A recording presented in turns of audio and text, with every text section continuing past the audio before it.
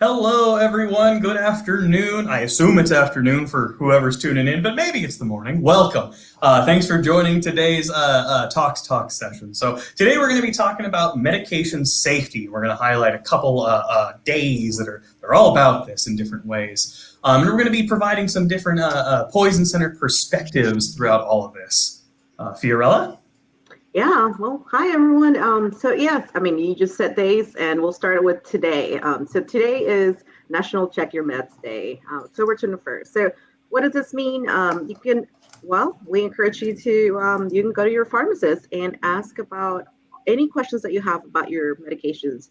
Sometimes you get a new medication and they say, hey, do you have any questions? Sometimes we're like, well, no, I've taken this before, but even if you have, go ahead and take advantage and talk about, like, are there any side effects I should worry about, any interactions, or what is this for as well. So that would be number one thing to do. Also this Saturday is the DA's National Prescription Drug Take Back Day.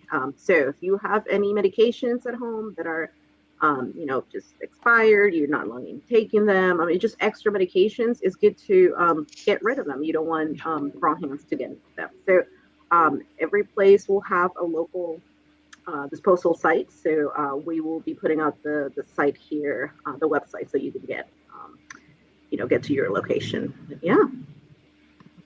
Excellent. Thank you so much. Well, we'll place those links in the comment sections in just a minute. And we absolutely encourage folks to take advantage of those services today as well as October 23rd, especially if it's been some time since you've gone through and really reviewed your medications. And we also want you to know that Poison Centers, your local Poison Center, does this kind of work every day. You can always call the Poison Center helpline, and we'll put that number up right now, to just ask questions about your medications and potential interactions and all that. It doesn't have to be a live, active poison emergency to call the Poison Center. All right, so to tell us more about medication safety from a Poison Center perspective, we have two fantastic guests today. First is Wendy Stefan from the Florida Poison Information Center of Miami. Thank you so much for joining us, Wendy. I think this is the first time you've joined one of our Tox Talks, is that right? It is. It's my first time with you guys, so it's good to be here. Wonderful, thank you. We also are joined by Megan King, who's also with the Washington Poison Center. Now, you may have seen her before. She's on the back end of pretty much every single Tox Talks that we've run, but she's developed a lot of Washington's medication management, medication safety resources, and so I roped her into getting on camera today. Thank you so much for joining, Megan. Yes, thank you, Megan. So, since you've done a little work already on this, so what should we even be talking about this medication safety? Yeah, great question. So it is so important to talk about medication safety because it's something that affects everyone. Yeah. We all are going to take medications at some point in our lives. Some of us might take them regularly, regular prescriptions or over-the-counter meds. Some of us might take them infrequently, just for a cold or for when we have a headache. And some of us might even steer clear of pharmaceuticals entirely, stick to the herbal remedies, regardless of what we're taking, how often we're taking. We're all going to take medications at some point in our lives. And, if we're parents or grandparents or caregivers, we're oftentimes going to help people take medications as well. All right, so all of us are going to deal with meds at some point. So it's really important to talk about safety with them because it's really easy to make a mistake. So at the Poison Center, we get a lot of calls about what we call medication errors. So these are mistakes that people have made when they are either taking medications or when they're giving medications. One of the most common that we hear about is double dosing. So this means you forgot you took your medication already, so you take it again. Or one parent didn't realize that the other parent had already given their kid a medication and they give it to them again. Another really common one is taking or giving the wrong dose. So this one's especially common with parents, with grandparents when they're giving liquid medication to kids. They might not realize that there's a sneaky little decimal point in that dosing instruction, and they end up giving too much to the kid. We also see this a lot with over-the-counter meds. So you have a cold, you take a cold and cough medicine. Well, you also have a headache. So you take something to help you with that headache. And you don't realize that those two medicines have the same ingredient in them, acetaminophen. And so you accidentally take too much by taking both of those meds. You take too high of a dose or the wrong dose. Now, there are a lot of reasons why medication errors like these happen. It could be someone has a lot of medications that they're managing, 5, 6 medications. They might be just starting a new medication. They didn't read a label closely. They didn't turn on the lights or put on their reading glasses, something that simple. Or, maybe they were just distracted while taking their meds. So many different reasons. And because it's so easy to make a mistake, and because so many people take medications, it's really no surprise that poison centers, we get a lot of calls about errors. Here at the Washington Poison Center, last year we answered close to 9,000 calls about medication mistakes. So it is very, very common. Wow. You are right. That's a lot. So it's very important to know about how to, keep track of your medications, how to, know when you take them. It happens all the time, and to the best of us. So, yeah. Let's talk about some safe medication storage and what should we know about, Wendy? Yeah, so I was so glad you mentioned actually the vision issues, because here in Florida, our population is older than average for the rest of the U.S. And so there are some things that come with, older adults, and vision limitations is one of the things that I'm really glad you mentioned, because now, of course, I'm wearing my reading glasses right now, so I'm heading there myself. So storage is important, although we do know that most medication mistakes happen while they're in use. But when those medications are not actively being used, you want to have some sort of system to store them. And we have some really good data actually on how to avoid medication mistakes through storage practices for children. But again, having some system in place is appropriate even if you don't have children living in your home. So I think that's something that people miss. They think of it as, okay, my children are grown, basically I can do whatever I want. And we know that's not true, because grown-ups get poisoned too. So these are tips that really help everyone. So first of all, we want people to not store their medicine in the medicine cabinet. I know that's bizarre, right? People think, but that's what it's called. Yeah, so there are problems with storing your medication. A lot of medications are sensitive to heat and moisture. And here in Florida, we know a lot about both of those things with the humidity and the heat. So the bathroom is generally too hot and too moist for a lot of medications. So we'd actually like you to store them outside of the bathroom, just so that they stay good longer, right? So that's one of the concerns. So not in the medicine cabinet. And then we want you to store medications up and away. That's the campaign from the CDC that's oriented toward child safety. And when we say up, we mean above the shoulder, so like a high cabinet with a solid door, meaning away, right? So out of reach and out of sight. Those are the two components. Now, does that help a family without children? Well, actually, yes. So ironically, we want to make sure that people have a system for storing medication, so it's not all around the house. It's not stored in the car. We talk to older people who store their medicine in their glove box because they're afraid that they're going to forget to take it, and then they'll have it when they remember and they're driving somewhere. Well, obviously, the glove box is also another really hot place for not a great place for medication. So don't do that. So having a system where you routinely store your medication is really good for every household, and we like that to be up and away so that medication is taken intentionally. Okay, so the other issue is, do you need a lock box, right? Sometimes people say, well, what about a lock? And we know cabinet locks on low cabinets are not great for children because eventually children will defeat them if they're low, or somebody leaves them off because they're inconvenient, or they break over time, right? So normal cabinet lock under the sink is actually not a great practice, we determined through CDC data and Poison Center data. So what we want is up high, closed cabinet. Now, should you have a lockbox or a lock on that high cabinet? if you have children and teens or anyone at risk for self-harm, the answer is yes. Now, how do we know who is at risk for self-harm? That's a complicated question, right? So I actually kind of like the idea of having a lockbox in every home. We have one in our home that we use, and I am the designated medication safety person. And so I put out medication for other members of the household. So it's just something to keep in mind.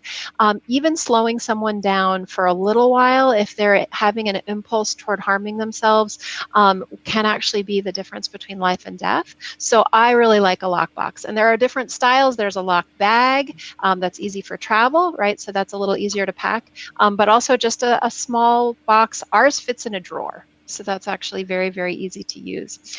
We are a little bit cautious with pill boxes, right, for travel, because they're so easy to pop open. They're generally not child resistant, so that's a concern. We do get people calling poison control, asking for us to help them identify those pills that all went into the little plastic baggie and now look like Skittles, right? Like, what is the yellow one? What is the blue one? We can actually identify those pills for you with the letters and numbers, shape and color. So that's a really helpful thing we can do at the Poison Control Center as well.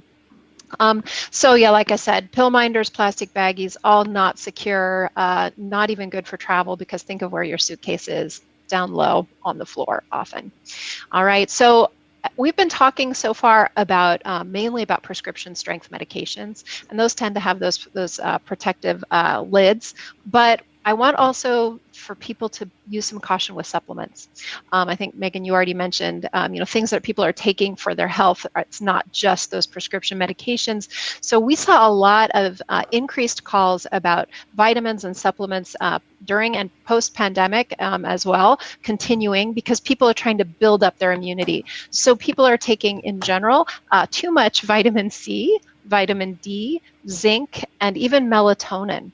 So I suggest that people kind of treat those medications and supplements with some caution, and you can ask your poison control center about side effects. So I actually talked to a family member who was taking tons and tons of vitamin C, and then I said, so how's the diarrhea? They were like, oh, how did you know? I was like, because you're taking too much vitamin C, right? So I think people really underestimate the power of these vitamins to actually cause harm if you don't really need them or you're taking them in a megadose.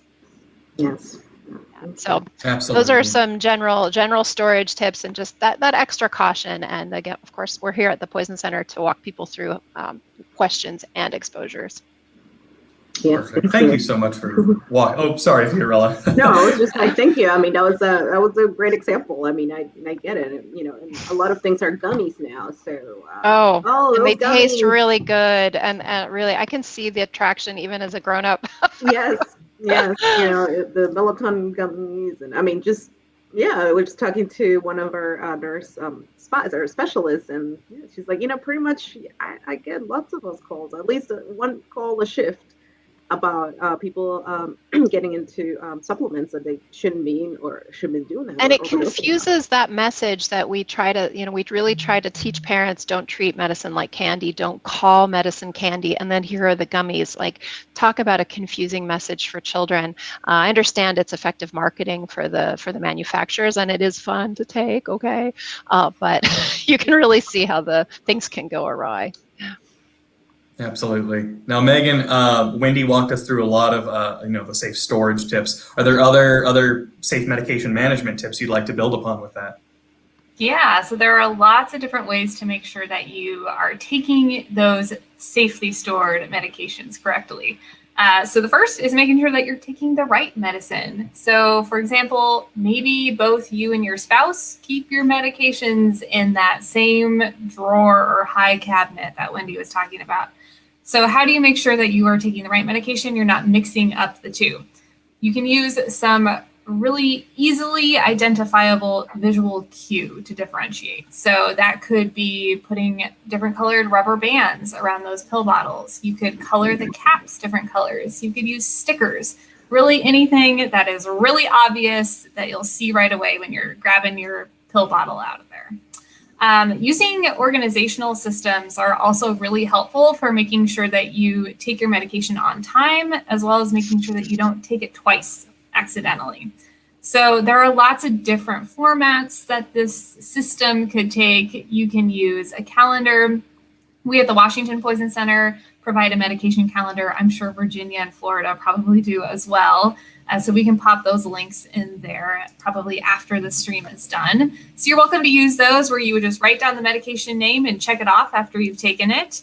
You can also use a wall calendar, your cell phone. There are lots of cell phone apps that are available for free that will help you track your medications. Lots of different tools out there. Probably one of the final tips that I'll go through is having a medication list as well. This is really, really important for making sure that you know exactly what you're taking and what the specific instructions are for taking it, what the dose is, when you're supposed to take it, if there are any special instructions, like it needs to be taken with food or with a full glass of water or without food. So it's very important to have a medication list for you to make sure you're taking your medication appropriately, correctly. And it's really important for us too, if you ever need to call us, if you have a mistake with your medication, if you have questions, because then you have a whole list in front of you that you can just read off to our pharmacists and nurses, and it will make everyone's job so much easier to just have that information there ready to go so we can help you right away. So again, all of us have resources on medication lists as well, and we'll get those links in there for you. And Megan, I wanted to jump in too. Like, I know not everyone is good with paperwork and writing things down. And I think that can be a real struggle, especially for older adults. And so one alternative to the medicine list is the brown bag method.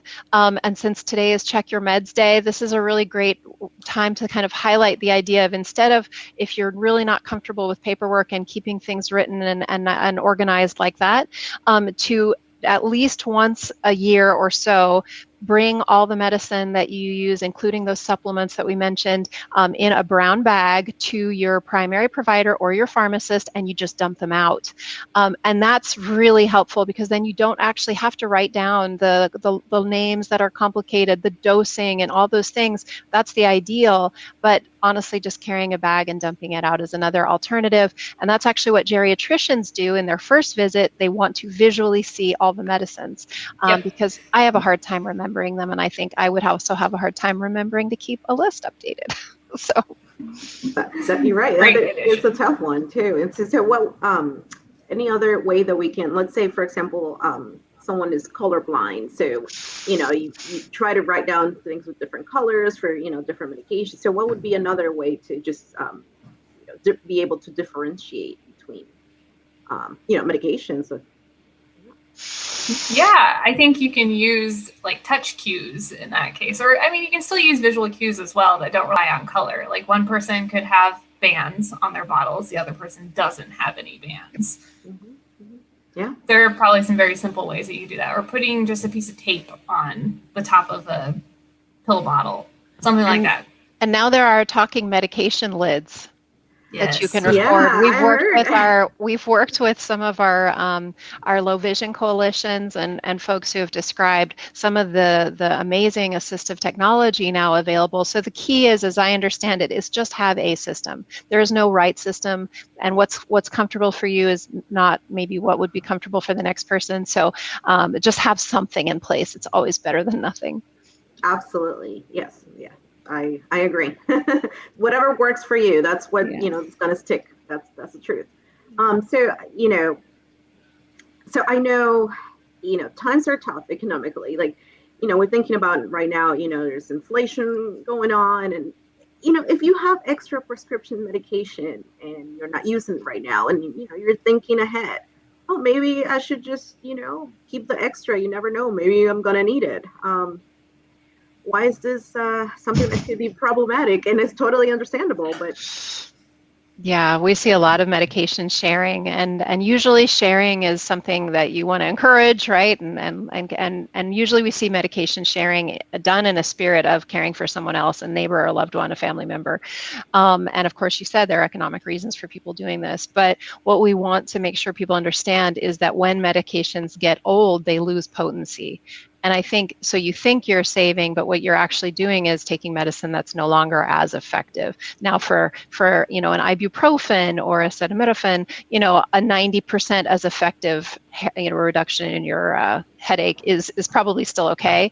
But for life-saving critical medications, you really want full potency. And that's what the expiration date is going to tell you, is it's lost at least 10% of its potency at that time. And the more time that goes on, or those bad conditions that we talked about, like heat, light, moisture, all of these things can make those pills essentially worthless. So there's the potency issue. And then Megan, did you want to jump in with some other reasons we don't recommend? Yeah, just to go back to what you were talking about with sharing, how we want to share, sharing is caring, but for medications, that's a bad idea. If you're sharing a prescription that is meant for your body and your health, it's not necessarily meant for someone else's body and someone else's health conditions. Yep. That medication might interact with other meds that they're taking. It could interact with a health condition they have. So it's never a good idea to share medications. You should always talk to your healthcare provider, talk to a pharmacist, call the poison center, learn whatever is safe for you in your particular health. The other thing I would say about getting rid of any unused, expired, unwanted medications is that it's really important for the safety of people around you as well. So as much as you don't want to think that you might have someone in your life who could misuse one of your medications, it does happen. And you want to make sure that you're not providing that opportunity by getting rid of any of those medications that could be misused, inappropriately used by someone else. And here in Florida, we deal with hurricanes, and so we hear that that's a common feeling, like, well, I have to keep all the medicine because if there was a storm, I would need it, and maybe I couldn't get to a pharmacy. And that, like, at one level, that's logical, but in terms of hurricane preparation or emergency preparedness, you're encouraged to have a 3-month supply of any medicines you take chronically anyway, so that they'll still be good, right? Stockpiling old medicines is not helping you. So what you want to do is contact your provider and say, listen, I'd like to have 3 months supply of my chronic disease medications so that I can get through hurricane season comfortably without feeling worried about it or anxious, or having to dig into old, possibly bad medications. So you want to think ahead rather than stockpiling the old stuff. Absolutely. So you see there's a lot of reasons why it's so important to just be on top of medication management, and this is key. So before we wrap up, I think Alex wanted to mention a few things. We're going to have some resources available, probably in the comment section, so look out for those as well. Absolutely. And yeah, I just want to, as we're wrapping up, just remind of all the resources we've talked about today that are attached to poison centers. And then if nothing else, if you have no other takeaway today, I want you to remember that poison center helpline. Whether you put it in your phone, you write it on your fridge, or wherever it is where you can access it quickly, because the folks who answer that phone can walk you through any and all of these scenarios. Now, Wendy, I know you've spoken to quite a bit about some of the types of calls our call takers can take. Are there other types of scenarios you want to go through, or other types of meta errors that? Well, it's funny because I just feel like they can kind of handle whatever you throw at them. I mean, we have doctors, nurses, and pharmacists at our poison control centers that have been, in service doing this for more than 20 years. So they have really seen it all. You are not going to freak them out. They're not going to judge you. They've seen more complicated and messy cases than whatever you're going to share with them. So I find that very reassuring when I have to call with my own questions or my mistakes, because they know who I am. They're actually, but I call for my family. Particularly I like to call when I'm about to start a medicine, or I have a feeling like, oh, I'm about to do this thing, and I wonder actually if this cough syrup is okay with this prescription drug, because that's not something you bring up because you don't have the cough before you need the cough syrup, really. So, and so we've called many times and said, hey, I'm about to use this over-the-counter product. Will it play nicely with my prescriptions? And sometimes the answer has been no. And that's prevented a poisoning, or a side effect or something. So I just would encourage, we do this for our own families. We encourage people to make use of this amazing service that is free 24 hours and confidential. Right, and I really want to highlight that last word you said, confidential, that I think a lot of folks hesitate to call the Poison Center because they're worried we're going to call the police or Child Protective Services if you happen to have left something out, and absolutely not. That is our whole goal, is to help you, to help your family stay safe from whatever that potential poisoning might be. There is literally never any shame in calling us, whether it's to prevent something or to talk about maybe too much diarrhea from too much vitamin C. They will help you out with that. What a note to end on, folks. This has been an excellent session. Please hit us with any questions you have in the comment section. If it's treatment advice, we're going to tell you just to call that number right there. And we'll go ahead and post those resources after we log off today. Well, thank you all so much for tuning in and viewing. Share this recording to other folks you think might benefit from it. And we'll see you next time on Tox Talks. Thanks, everybody. Bye.